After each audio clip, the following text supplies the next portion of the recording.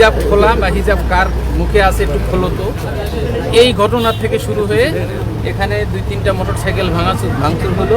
আবার বাড়ির ভিতরে কিছু ইট পাটকেল মারলো, বাড়ির ভিতরেও দেখলাম 2টা মোটরসাইকেল। আমাদের কর্মীরা যেখানে মানে হাতীবান্ধা থানার মধ্যেই যেখানে আমরা ভোটের জন্য যাই, এটা তো সবার অধিকার, স্থানটা ভোটার অধিকার সবার আছে, সবাই সব জায়গায় যেতে পারে, সবাই সব জায়গায় প্রচারণা করতেই পারে। তাহলে আমরা তো কারোর সাথে যুদ্ধ করতে জানি না, লড়াই করতে জানি না, কাউকে আমরা বাধা দেই না।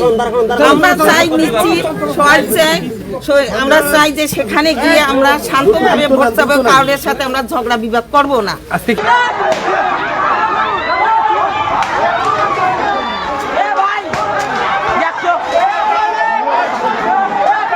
ঘটনা শুনে তাৎক্ষণিক চলে এসে দেখলাম যে জাস্ট হিজাব খোলা বা হিজাব কার মুখে আছে একটু খোলো তো, এই ঘটনার থেকে শুরু হয়ে এখানে 2-3টা মোটরসাইকেল ভাঙচুর হলো।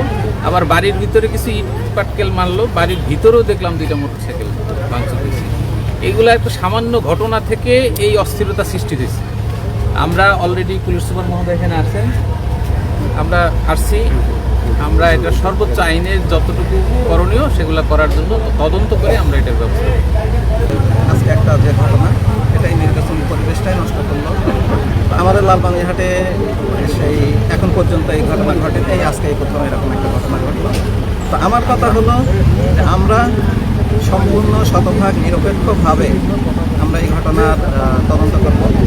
যার যতটুকু অপরাধ তার ততটুকু দায়িত্ব নিতে হবে, আমরা এটা এনশিওর করবো। এবং আমরা আপনাদের মাধ্যমে এই এলাকাবাসীকে এটাই আশ্বস্ত করতে চাই, পুলিশ সবসময়